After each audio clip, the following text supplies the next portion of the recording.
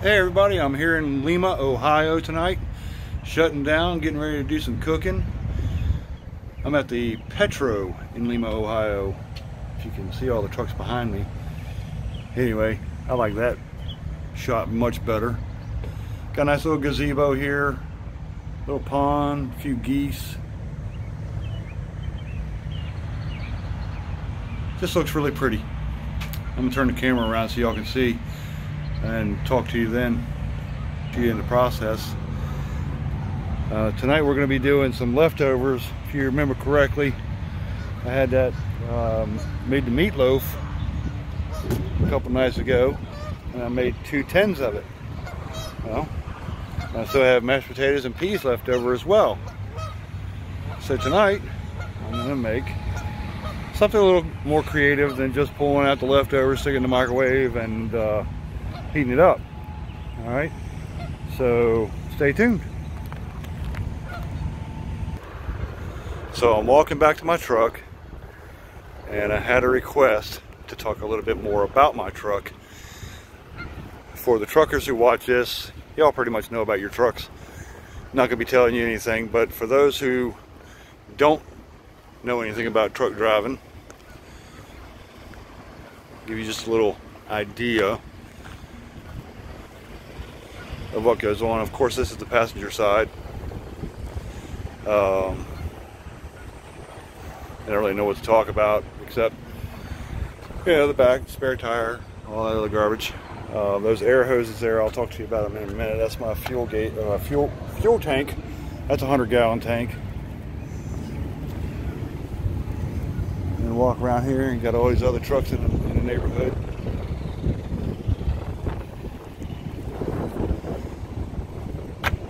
That's my DEF tank. That's DEF, stands for diesel exhaust fluid. If you remember correctly, the older diesels used to have that black smoke to come out. This is a fluid that turns that black smoke clear, and it's better for the environment. All right, so you've got these color-coded air hoses. The middle one here is an electrical cord for the lights for the trailer. All right. The blue one over here on the left, that's the service air line. Okay, basically what that does is that the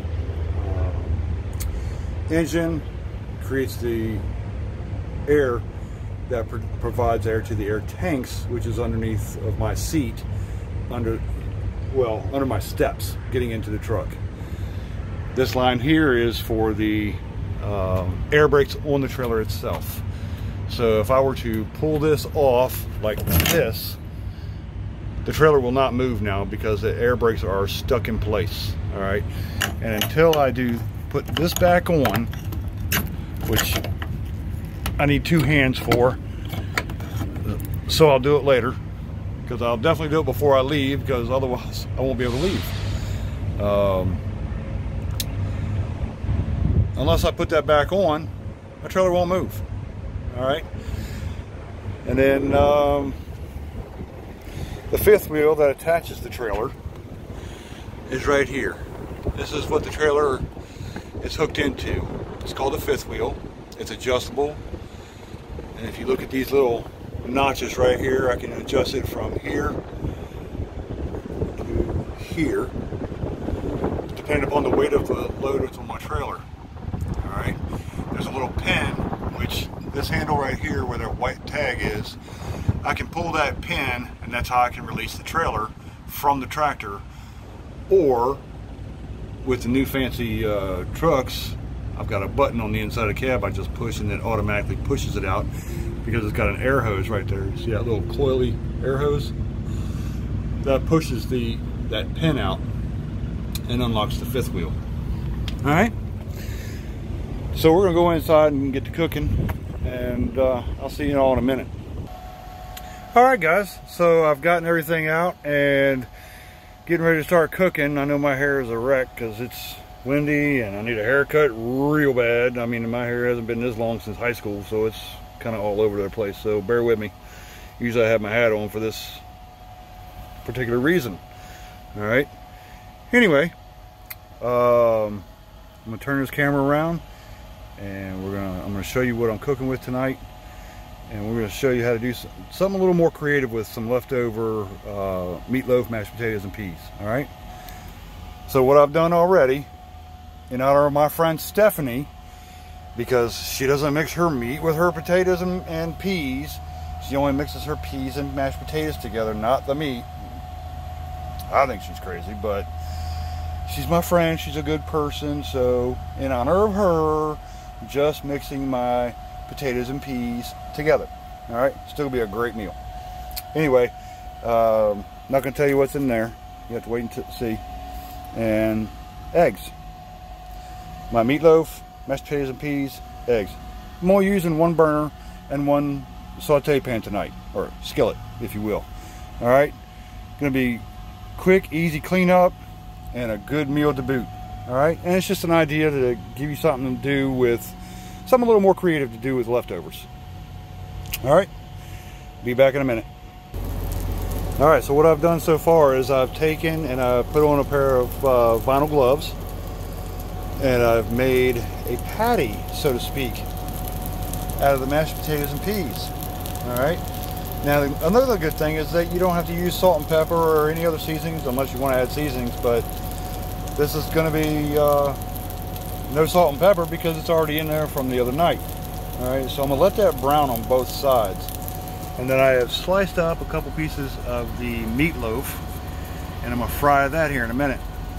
So stay tuned. It's going to be a creative meal and an OMG it's good meal. All right,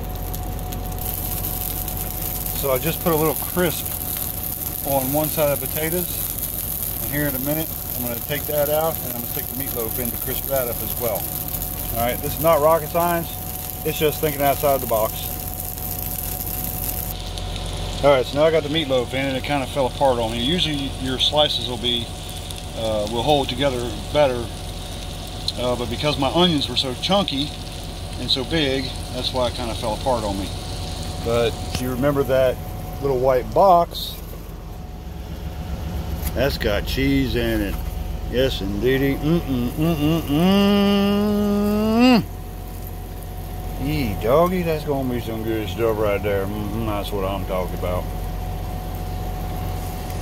All right, be right back. All right, folks, there it is. I put a sunny side egg over it, and I'm hoping I didn't overcook the egg. Let's see. Oh, look at that yolk just running out.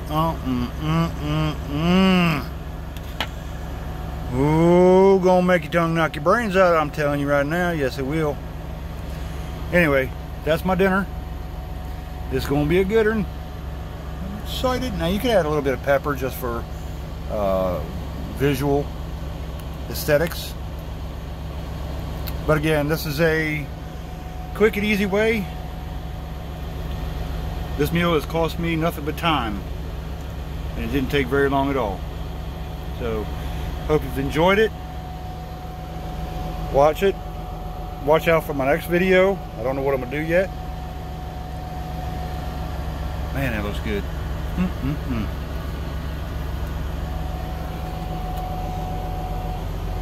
So anyway, if you like the video, do me a favor and like it, comment on it, share it, and subscribe to my YouTube channel, Confined Cooking. All right? Thanks so much. I'll see you all next time, and love you, bud.